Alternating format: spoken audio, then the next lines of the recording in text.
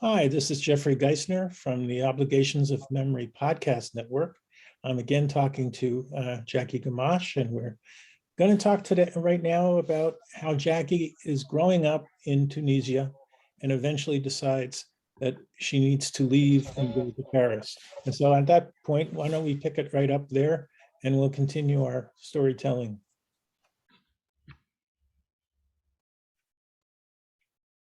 Jackie? Yep. Tunisia, you heard about me being 2 years old, and like any kid, I grew up. As a real tomboy. I was a bad girl. I was a disappointment when I was born for my dad, because in Tunisia we prefer boys, and he had already a son. That means I had a difficulty finding myself, and at the age of 14, after being expelled from all the school of Tunis, the secular school, the Jewish schools, the trade school, and one day my father found a way to have me enter the Alliance Israélite Universelle. How did that happen? I think that's another story. I was 14. I was in his office, and he was having as a patient the B du camp. The B du camp being a friend of his and a patient, and being the representative of the civic matters in the French protectorate of Tunis, just the civic one. And he said, Dr. Nataf, you, in Arabic, of course, you don't seem very happy. What happened? He said, I don't know what to do with my daughter. 14 years old, she's impossible. And he said, what do you want to do? I say, I want her to go to the Jewish school, de l'Alliance Israélite Universelle. And he said, okay, that's fine. And he said, what do you mean that's fine? He said, tomorrow you put her with a nice dress, well-combed hair. She looks very cute.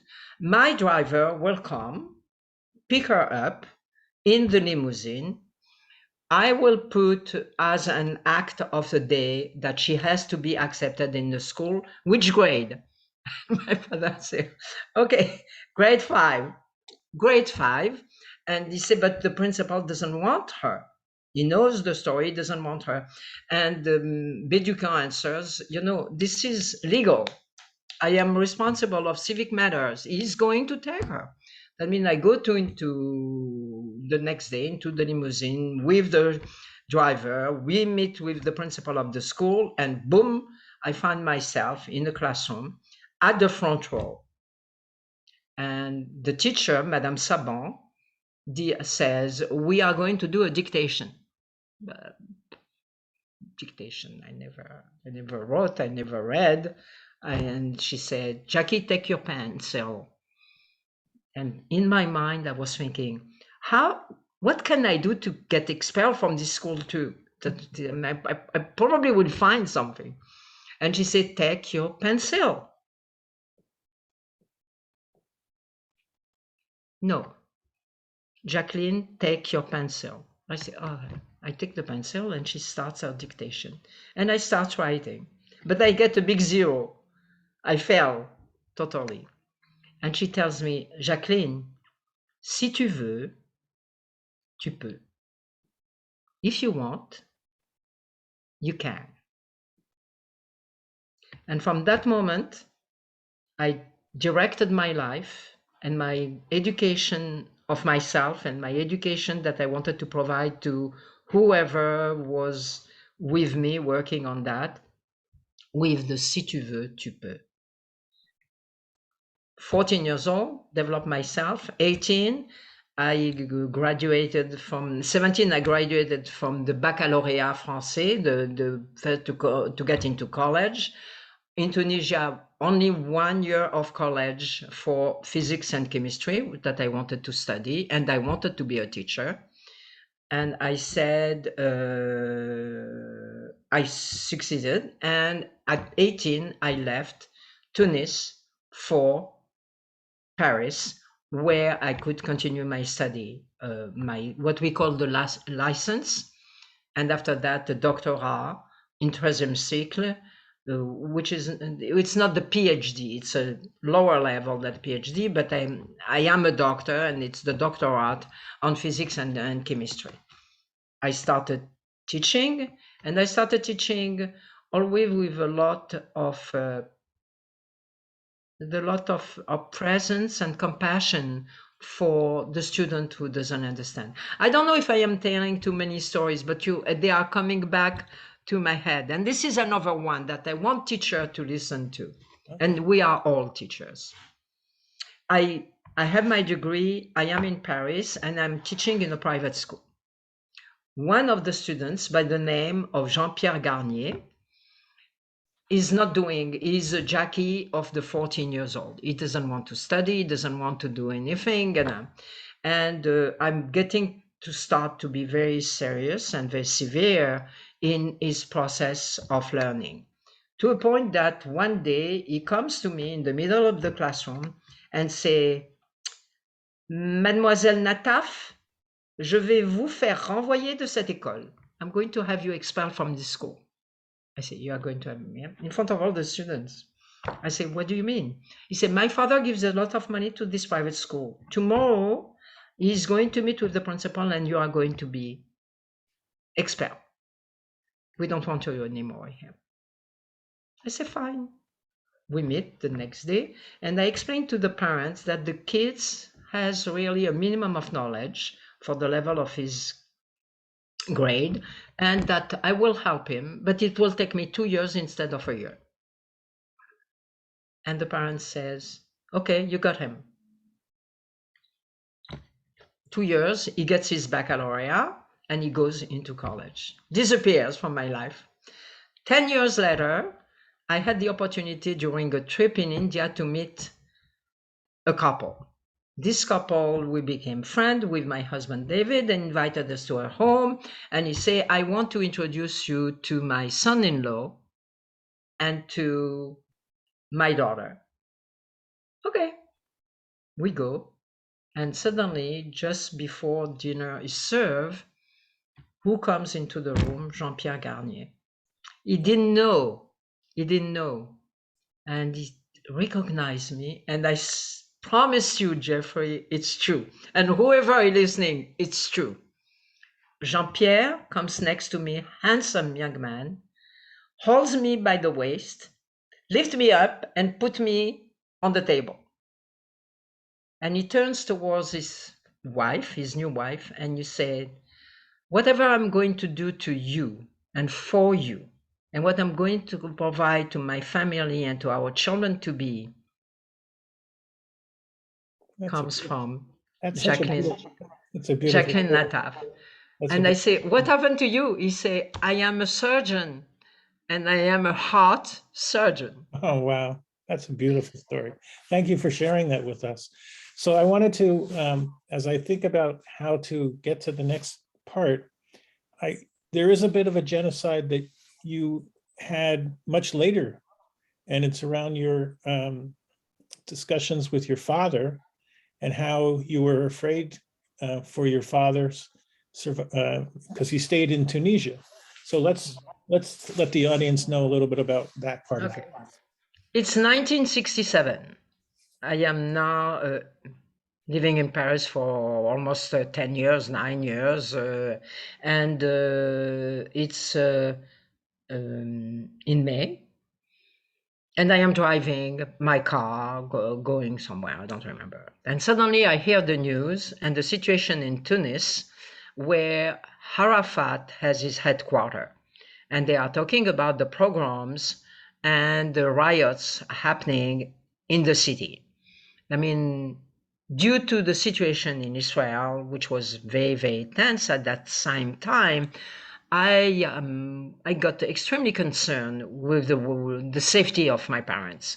They stay over there. My two brothers were already settling in Paris, where most of my family relatives were. And I leave the car in the middle of the street, in front of the post office. I go to the post office and then I send a telegram to my parents saying that I am very sick. And a few minutes later, or an hour later, or 2 hours later, I received a telegram from my dad saying, "We are coming to Paris to take care of you, and we'll be there the same afternoon." You know, it was way of communication like that. And it's the afternoon, and I decide to go and pick up my parents at the airport, at the Orly airport in France, in Paris. They land, and my father sees me and he says, "What are you doing here? I thought you were sick." He said, "Dad, I am not sick. I wanted you to leave Tunis with what's happening there." What happened in Tunis? I say, Arafat is over there. The tension between Palestinians and Arafat with Israel is to the extreme, and a war is starting. I didn't want you to stay with mom in there. And he said, "Do you realize what you have done?" I say, "I closed the office, I closed the apartment, and in fact, from that day, they never returned." We are now in the new apartment in Paris, and that same day, and the phone rings. I pick up the phone and I speak a little bit of Hebrew, and I say, "Ken, bevakasha, זה הכל טוב, תודה, תודה, shalom." And my father said, "What are you doing?" He said, "I am confirming that I'm leaving as a volunteer for Israel tomorrow with the war in there." And he said, "You are going to Israel? You make me leave my home?" And the man, my adorable father, lost it. He started punching me like if I was a punching ball. He couldn't control himself, and my mother couldn't almost do anything, but he was absolutely out of control. And I said, "Dad, I am going." And when we have this, how do you say, an esclandre, this intense little war or bagarre between the two of us, the phone rings again, and it is the Sochnut, the Agence Juive, informing me, as they did with so many other young people, that Israel was going to win the war. It was the 6-day war, and for the moment they didn't want any volunteers, but in a week or two they will ask us to go. That means I didn't go, but a week later or 10 days later, I don't remember, they won the war, the 6-day war, of course, everybody knows that. And I went to Israel, and my parents never came back to So where did you go on to kibbutz in Israel? I'm going to suggest that you call that a storytelling. Yes, I went to kibbutzim. I work in kibbutzim. I did kibbutz? some. Which one? I went to the one in Tiberiad. Okay, it's all right. But you know, I went to Sde Boker, where I got into trouble with Ben Gurion. All right, well, that you can't just drop that on this. Let's hear some more about that. I was, due to the fact that I was in France, I became the president as a student of a group of students from France who was going to Israel every summer to visit. Remember, I couldn't go back to Tunis. Tunis was point of no return for me. I mean, every summer I was it was probably, I would say in 61, 62, we went to Sde Boker, and I was in charge of the group of 40, 45 people, but it was an international group. That means we have kids from all over the world coming. And I went to the Hadara Hotel, to the restaurant, to check for the evening and to direct my group. And Ben Gurion was over there cleaning up the table. And I say, "Sir, what are you doing?" And he say, "I'm cleaning up the table." I say, "Let me clean up. You cleaning up the table. Don't forget I am Sephardi." And I say, "I will clean up the table." And he look at me and he say, "Dear lady, today I am cleaning up the table. Tomorrow I am going to sit down and you are going to clean up the table. And this is your first lesson of what a kibbutz is. Very good. Very good. Very cute. Very cute. So you are now in Israel, and I am in Israel. So you're teaching in Israel? I did teach in Israel, but I did teach in Israel around 1966. I taught at the Lycée of Yafo, which was a private French lycée school, where I teach physics and chemistry. And in fact, was helping, was helping the kids, where the kids who were in Israel to settle in Israel. The Sochnut, the Agence Juive, was extremely powerful in the term of Zionism at that period, between 1958. All the kids and all the expulsion from the Arab countries, that means they wanted the youth to come and to build Israel at those years. That means, and I did that same year when I was teaching over there. I did a long period of the words. How do you call this place where you learn Hebrew in Israel? This is ridiculous. Okay, don't worry about it. We understand. No. You don't need the word. An ulpan. Oh, God. Look, I did an ulpan of 6 months when I learned Hebrew, and I was fluent then in Hebrew. Now I forget. Okay, so you're now in Israel. You're working. Now, I interviewed another colleague and friend who lives in Israel. She grew up in Israel. And when I asked her about the Holocaust, her father is a survivor. He's still living. He's 92. He said, you can't come to Israel and not be touched by the Holocaust, because everyone in Israel has been affected by the Holocaust, and many survivors at that time, the time you're talking about, 1967, 70, 73, or whatever.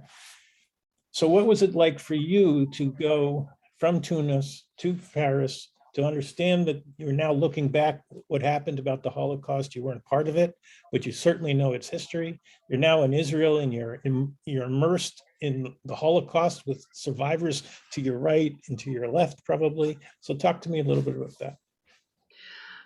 When I was in Israel, I lived with a best friend who is a child survivor. She was saved. That means by living with her family, even if both parents perished, I did have a strong story of the Holocaust. Let's not forget, I was 18, 19, 20, 25. I was 20 in 65. But I went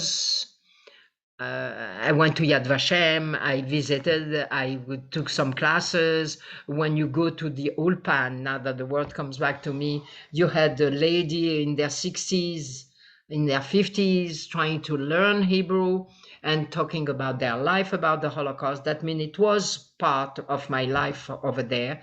But I was very taken by Israel and by Zionism in Israel. It was, for me, I was living a place where life was beautiful. Okay, we might have had anti-Semitism, we might have had riots, we might have difficulty with the Arabs and with the Arab-Jewish relationship, but it was beautiful. That means I have learned and I have lived indirectly the survival of the Holocaust victims. However, Israel was fantastic for me. It represented, until today, I say, why I'm not living in Israel. This is my country. This is like the country of a replacement. That means I did a lot of things in that sense. When I was there in 58, I put those Scotch tape on all the windows to avoid them to go into pieces in the room. That means I did a lot of work like that, and I had this passion about Israel. It's later that I started to be very aware of the Holocaust and very aware of what we can learn from the Holocaust. And today I will say what we can learn from the genocide. And Yes. before we go too far there, let's talk about how you and where you met your husband, David. Oh, here I'm not going to tell the story. Okay, I met David in Paris on the first year. It was a New Year and big party in a very fancy party of the exquisite population of Paris, and very wealthy and very. Where are you? We are in 1965. Okay. No, 68, 66. And how old are you? And I am 26. Okay. And David is? And David is 28. Okay. And I was at this party. And again, the Sephardi life is my life. Why did we have this party? Let me say it very fast. Before you say that, tell me and tell the audience, what is the Sephardi life? How do you describe it? Here is my story to describe it. Okay. We wanted to introduce one of my cousins to one of the guy of that family to get married. And we are in 1968, right? And as a result, all the nieces from Tunis were invited to the party. And for her, for my cousin not to understand that we were trying to get her married. She didn't come. She didn't show up. That means I was at this party and I couldn't handle it. And after, at midnight, I said to my brother, I am leaving. I don't want to stay. I'm leaving. And I opened the door of the apartment and I saw the most handsome guy with his finger over the doorbell, trying to open the door. And I back up. I told my brother, we are not leaving. But you know why? It was Gregory Peck. I always has been in love with Gregory Peck. And this guy is Gregory Peck. But he was not Gregory Peck, it was David Gmach. Right, that so means you've introduced a new sibling into the equation here. Your brother, what's your brother's name? Etienne. And where is he located now?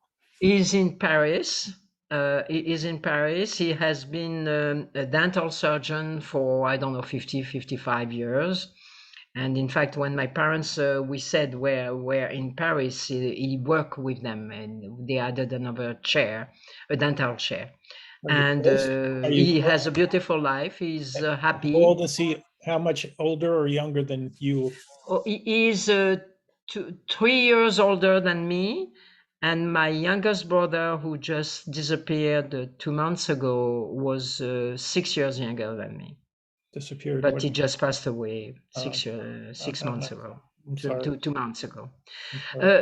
You know, it's I don't know. I'm thinking about who is going to listen to that and say it's so troubling because it looks like a mishmash or like a shakshuka. You know the shakshuka of today where you put your tomatoes. Okay, it's like a shakshuka. You have to realize as we are, you know, I'm a full-fledged 2G. I say that you're a 2G too, even though you disagree.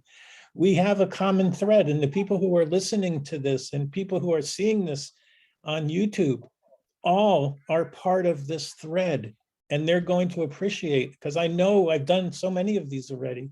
They're going to appreciate these stories. So don't worry, we want the stories. No, I'm not worried. I want to know more about Gregory Peck. So let's you're offering me a present just now for this last hour, where I do search for myself and try to see what am I? Where am I? And let me tell you, for a lady of my age, it is very significant. And you can tell anybody, I won't give it away, but if you want to tell someone out there how old you are, that's your job. I am 82. I No. don't have any problem saying it. I'm going to be 82 August 12. You can send me an email to say happy birthday. August 12th, I have to remember that. So so you meet David. So take us a little bit into Okay. into that part of David your life. is again, it was Gregory Peck. I mean, I couldn't resist. That means we stay a year going out together, and in the Sephardic way, somebody has to take note. That means we just hold hand, no kisses, nothing. Okay. Is that still That the Sephardic way? I'm sorry. That's still the Sephardic way? No. Believe me, no. That means we were in France. We were very charming man, very happy man. He has learned, and you see, that's what the present that you are doing to me today. He has learned how to be happy, whatever the consequences of his life prior to our wedding or after we got married until today. You know, everybody has difficulties in life and crises in life. Who doesn't have it? David cannot face them. He has a joy. He's a funny guy. He is very happy, very satisfied, whatever, have money, no money, the children at home, the children not at home. That means he is bringing me this joy, and at the same time, sometimes the frustration of him not taking circumstances seriously when they should be. Okay, we had 3 or 4 of them, and the big element that he offered me in my life is that for 2 years he came to San Diego, flying with the Concorde, to create What is David's profession? engineer, and of course he came into all the with computers and things like that. That means he was starting a company here, and for 2 years, and he was spending 2 weeks here and 2 weeks in France. And at the bat mitzvah of my older daughter, we have our party in our synagogue, which is, again, and not going to go into detail, a Sephardi bat mitzvah. That means she doesn't carry, my youngest one did, she doesn't carry the Torah, she doesn't sing, it has to be on a Sunday, not on a Friday. And so his boss was invited, and the guy comes to me and said, see you next week in San Diego.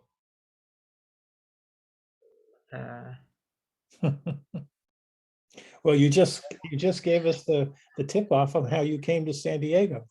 Exactly. Yes, but you didn't. Hold on. But wait a second. But you didn't come from Paris to San Diego directly. No, I stopped in Montreal, but forget about Montreal. Right. I want to know about Montreal. I will. Okay. But here, the point is that we came to San Diego in a week. I didn't visit San Diego. I did nothing. And I have to say that I had a beautiful life in San Diego. My kids was raised in San Diego, but I don't understand, and I don't live with the intimacy of San Diego. You don't what? I'm sorry, say it again. I don't live with San Diego in me. I see. I put myself in San Diego, but San Diego is not in me. So Jerusalem is. Jerusalem. I think it's important. Yes. Okay. And so tell me how you, so I don't know if you invited David to come and be part of it. He is part of the San Diego Jewish men choir, and he's not home. He's singing and rehearsing So we over can there, talk but about he's it. one of the men. So we can talk Maybe about tomorrow. him. You can talk about him when he's not home. So that's always positive. So, so when I want to ask you if he was here, and I can ask him tomorrow, but I will like to, what would you think David would say about living with you you've just indicated what it's like living with David. But if David was here and he had the opportunity to say what it was like living with you, because you, as I said, are a life force. You are a tiger, maybe even a lion, and you are no fooling around, ladies. So I've already know that from my brief getting to know you. It's in, so what would David say about you? That I am impossible. That I am complaining. That he doesn't understand why the house should be neat and clean, which I understand, but I like a house neat and clean, and I'm cleaning it. That means where is the problem? That means, but he recognizes me as a beautiful mom. He thinks that the most beautiful thing that I gave him was the girls and the grandchildren, that I knew how to run a family. He is happy with what is a synonym of success. And I don't like to use success with what I have done professionally. Or what I have done personally, to be an author of 2 books. He recognized that my days are days where I try to accomplish what I believe in. Mhm. But he is so different that effectively for him, sometimes it's pretty hard. Like for me, sometimes, isn't it true for any couple? And I have to say, we are married for 54 years. That means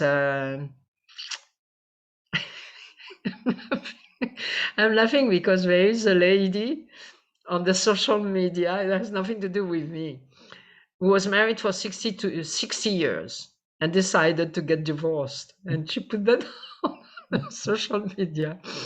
And I don't know how many followers she got. That means, no, we are living together. As I say, I had a beautiful life.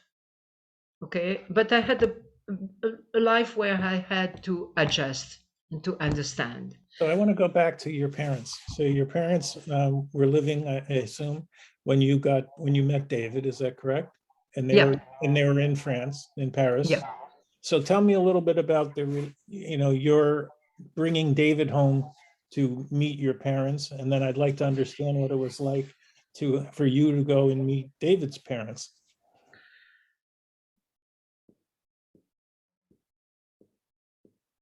Okay. Okay. As I said, I met David at this party, right? And one day after, you're going to make me cry or laugh, I don't know. One day, in probably 67, he said, "My mother would like to meet your parents." And again, no flirting, huh? You hold hand, you don't do much more than that. And I say, "Oh, yeah, of course, my parents will be very pleased to meet with her." And they were living in Noisy-le-Grand. They had a beautiful home with a huge garden, 24-foot trees, a front yard, as large as a football field, the backyard as a football field, but it was beautiful. And I tell my parents, the blessing, finally, she's 27, we are going to get rid of her. She's going to get married or engaged or whatever. That means my father gets a new suit. He puts his Tunisian decoration on his jacket. My mother goes for her hairstyle. She wears her most beautiful dress. My brother gets also a new suit. We have the shoes being clean and neat. We get into the car. I was wearing a beautiful dress. I never have been beautiful, but the people at that day and that time, they say, "Oh my God, you were so beautiful," but whatever. And we get into this beautiful home, driving, and we see David from far away wearing shorts, a t-shirt, and trying to clean up his yard. We were in time, not early, not late, exactly to the hours. The Sephardic way. And he say, oh, okay, thank you. He comes and see us, and pleasure, kisses my mother, kisses my father, kisses my brother. The deal is there, right? That means he introduced us to his mother and to his stepfather, who in fact is a gentleman who survived Auschwitz. That means that was the beginning of the Holocaust. And I don't know if I will have the opportunity to tell you my first encounter really with the Holocaust was frightening. That means David still goes outside in the garden, continue to garden. My father looks at me, my mother looks at me. I say, I don't know, what do you want to do? Then finally, after half an hour, he comes back, goes upstairs, probably take a shower, and comes down with a tuxedo, beautiful man going down the stairs, singing opera arias. That means, oh, I was gone, of course. I was gone, of course. And of the reception, we leave. He didn't say anything. She didn't say anything. The mother didn't say, we would like to know more your daughter. And my David doesn't say, I would like to marry your daughter. We lived like nothing was on him. And the whole 20 or 30-minute trip from Noisy-le-Grand to Paris was the best time of my life. My parents were so upset. What is this guy? And and finally, for a year, his mother became very, very sick, and I was used to take care of her every afternoon. She was in the hospital and in Paris, and every afternoon. You married or not yet? No, we were not married. But we got, she really loved me and I loved her. That means, and she was very scared to fall asleep. That means I was going over there, and that's where I study a lot of harmony. I love music. And when she was sleeping, and one Friday I say, I have a date. I have to go with a friend to see a movie, and she didn't let me go. And I say, look, he's waiting for me. She said, I don't care. You're not going. I have to fall asleep. But she was really sick. And in fact, that was the Friday and she died on the Saturday. And I was alone with her.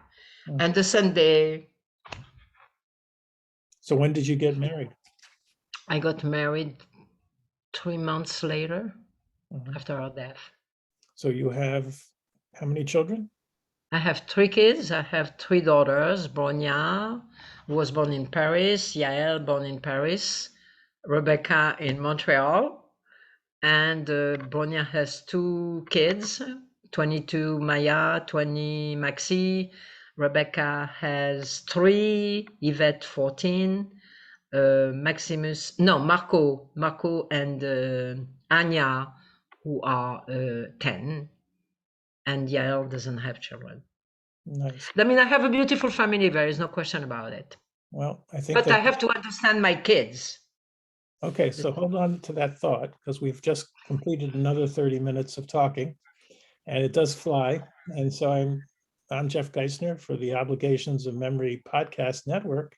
We're talking to Jackie Gmach. We're learning all about Jackie, and we're going to learn so much more about Jackie because we're going to pivot a little bit into how she involved herself in the Holocaust and the tremendous work that she does. And those are coming up in the next several episodes. So stay with us for Jackie Gmach. See you soon.